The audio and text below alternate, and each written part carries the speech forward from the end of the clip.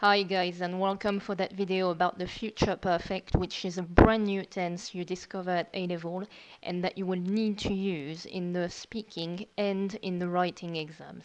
So let's have a look at what it is exactly, and let's start with when do you use it. You use this tense when you want to talk about something you will have done before another future event. That might not make complete sense if I just say it like that. So I'm going to use a timeline to explain a bit more. So here's my line, and let's say that this is my present tense. So all of that is in the future now. Let's say I have two events in the future. It doesn't matter how far apart they are, that doesn't really play any role. You can say, for example, I will have done my homework here before my parents get home. So the homework bit will be in the future perfect because I will have done my homework. So that's your future perfect.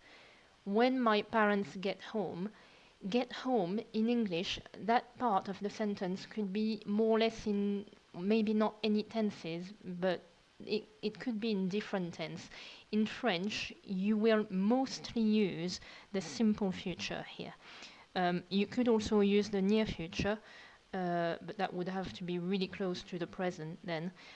So that's how it works, basically. That future perfect tense, you use it, once again, when you want to talk about an event in the future that happens before another one that will happen later. That's why in French we call that tense le futur antérieur, which means the anterior future. So now let's see how it's formed, even if you might actually have figured it out for yourself just seeing how it's called. Because if it's a perfect tense, and that's the basic perfect tense you have seen first when you studied it in year 8 or 9 maybe, that's my basic perfect tense. And in all the perfect tenses you have that bit here, which is the past participle. So you can bet that you will have that bit too in the future perfect, and you will have another bit in the future. That's a lot of bits. So here we go. I will have studied. So my part of the tense that is in the future is here in French and here in English. So I will have, that's the part that I will put in the simple future here. So my auxiliary will be in the simple future. And then you put down your past participle like you would for the, I want to say, the basic perfect tense, the first one you learned. So let's look at the rule a bit more in details. Like for any perfect tense you have ever seen, there's three parts, or two, it depends how you cut it, but let's say three to start with. So your subject pronoun, your auxiliary to have in the simple future, it's the simple, it's not the near future. Then your past participle, and all of that forms the future perfect. Let's look a bit in more details. So the part for the subject pronoun and the auxiliary, that implies you need to know the verb to have in the simple future. If you don't, please go back to the video I made about that, and towards the end of the video there's all the irregular verbs you need, especially this one. So if you want to say I will have, it's j'aurai, you will have, tu auras, etc., etc. It's all here, so I don't need to read it. The past participle after, it's the rule you know fairly well now, I think, where you take your infinitive, you take off the last two letters of the infinitive. So for an ER verb, take off ER, put E accent. For an IR verb, take off IR, put an I. And for an RE verb, take off the RE and put a U. All of that leads here to our three examples. If you want to say, I will have eaten, well, you take I will have here. Eaten is an ER verb, take off ER, put E accent, you've got that. If you want to say he will have finished, Once again, you pick your auxiliary here, follow the rule for the past participle, and you have il aura fini. Same for we will have sold, using the verb vendre, RE. You follow the rule, subject pronoun, auxiliary in the simple future, form your past participle, and you arrive here, nous aurons vendu. I don't think that if you're in A-level, that should be very difficult to grasp. What is somehow difficult to grasp and actually made easier by the previous perfect tenses you have seen before, it's the fact that all the exceptions that you have in your very first perfect tense, they are transferable to that tense. So what does that mean? It means that you have three main exceptions you need to have in mind.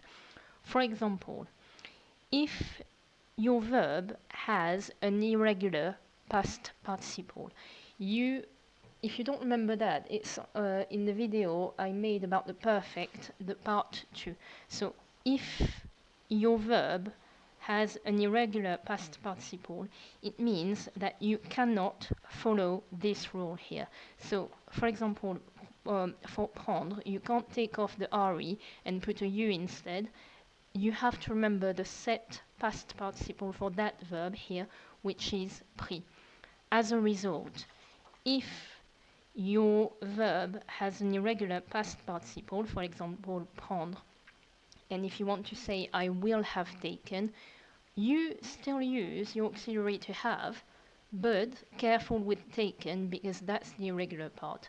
So just be careful about the irregular past participles.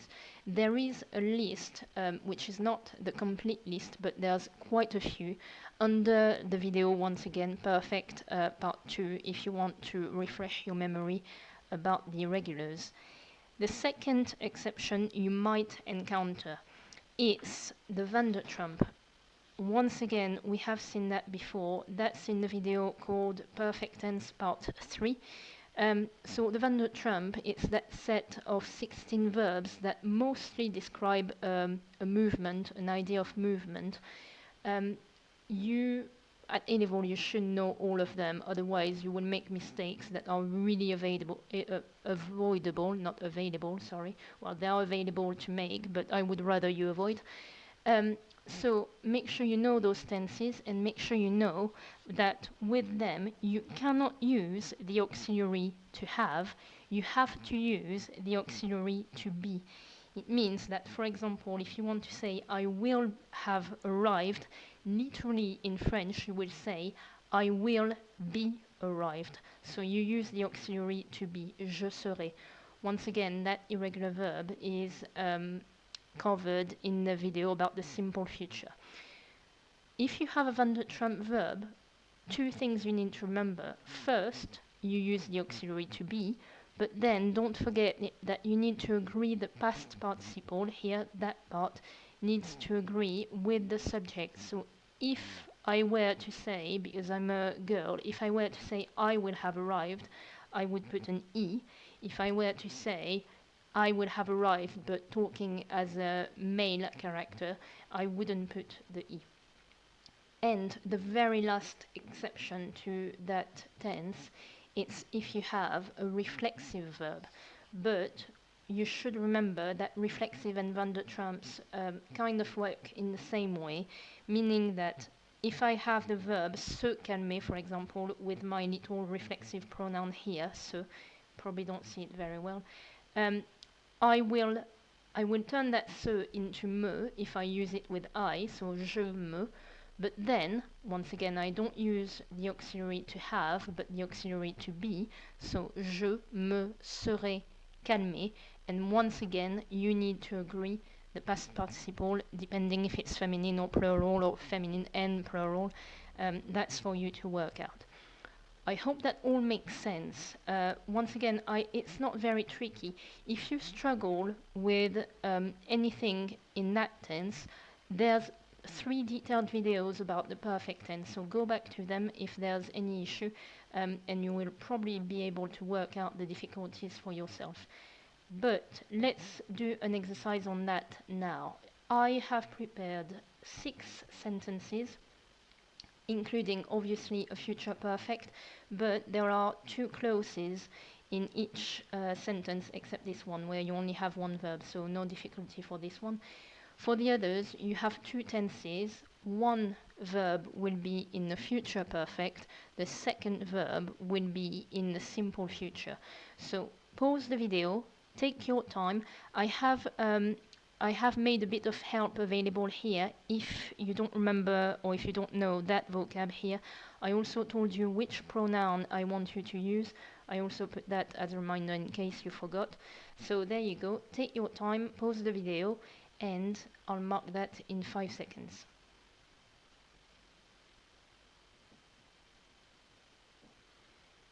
Okay, here we go. So I will have done my homework when my friends will arrive.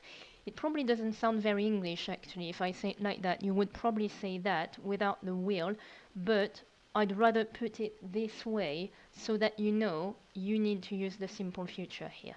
So I will have done my homework. I will have is j'aurai. Done. The verb to do is actually, I started with an irregular. You have to remember that faire has an irregular past participle, so you would write here j'aurais fait my homework, mes devoirs. When, quand. My friends. Here it can be masculine, feminine, it doesn't really matter, so I'll keep it masculine here. Will arrive, put your infinitive and put the simple future ending for they, which is ONT. If you can't do that very fluently yet, you need to practice, go back to the videos and do the exercises at the end. As soon as you will have finished your meal, we will watch the movie. So once again, if you look at that sentence, there's two actions in the future, and what needs to happen is the meal must be finished before we start the film. So that's the chronology here. So, as soon as, aussitôt que, you needs to be tu, so tu. Will have, aura. Fini, follow the rule for the past participle. Ton repas, your meal. We will watch. We, I don't care which one you use. We'll pick the easy one maybe. We will watch. Once again, follow the rule for the simple future, put your ending, and then the film. There you go. Aussitôt que tu auras fini ton repas, on regardera le film. Number 3, she will have arrived before the beginning of the meeting. She, no difficulty. Arrived, however, I just showed it on the lesson page. It is Van der Trump, so you need to be careful about that regarding the auxiliary that you use and the agreement. So she will have arrived. Literally, you would say she will be arrived. Even I get confused. So elle sera. Arriver is your regular past participle, but you need to agree it because it's feminine. Before, avant. The beginning, le début of the meeting, de la réunion. I don't mind if you have a synonym of réunion, maybe, or even here you could have commencement. That doesn't really bother me if you have a synonym instead of what I wrote. Once we will have left the restaurant, we will go back to work. Once, I could have given you that as vocab, but it's all right. Once we will have left, une fois. Literally, you need que here. Once, it's all of that. So once we will have with nous. Left. Careful, it is a Van der Trump, so you need to use the auxiliary to be here. Once we will have, literally once we will be, une fois que nous serons partis. here, I don't know if it's all girls, all boys, so I'll just put an S, but it depends what you decide. The restaurant. The restaurant, if you go to the restaurant, it's au restaurant. But if you leave from the restaurant, it's either le, either du, meaning from the restaurant. Actually, no, in this case, you could say once we have quitted, left, and that would work, but here it doesn't work actually, there's only one option. Sorry for the confusion. Une fois que nous serons partis du restaurant, we will go back to work, nous. And here, once again, your simple future, nous retournerons au travail. There you go. You will have revised seriously before the test. That's what you should do. You will have revised. No irregularities here. It's not a Van der Trump, it's not a reflexive, it's just a normal one. So, vous aurez,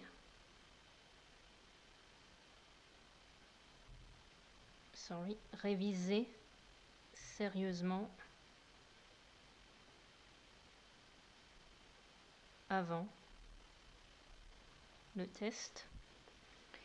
And the last one, as soon as they will have received their salary, they will buy a car. That might have been a tiny bit tricky if you don't remember your possessive adjectives, but we'll see that in one sec. So, as soon as, aussitôt que.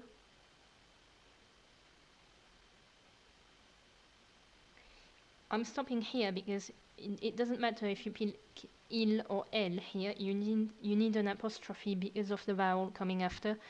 I will put il because it's not very interesting whether I put il or elle, so let's pick the masculine. It's not interesting in the sense that there's no agreement trick here. So, aussitôt qu'ils auront. This is irregular, be careful. I don't know if you have seen it when I put the slide earlier, but it's this one. So, aussitôt qu'ils auront reçu leur, like that, salaire, and once again, your simple future, ils achèteront une voiture. There you go. So here we are now for the future perfect. Once again, if you know your perfect tense fairly well, it's not an easy, it's not a difficult one to grasp. I hope that was clear. Practice it each time you try and do writing, especially if it's to talk about yourself or express opinions. Really try to use that new tense. You should know by now that practice makes perfect, so there's only one way really to nail it. See you later, guys.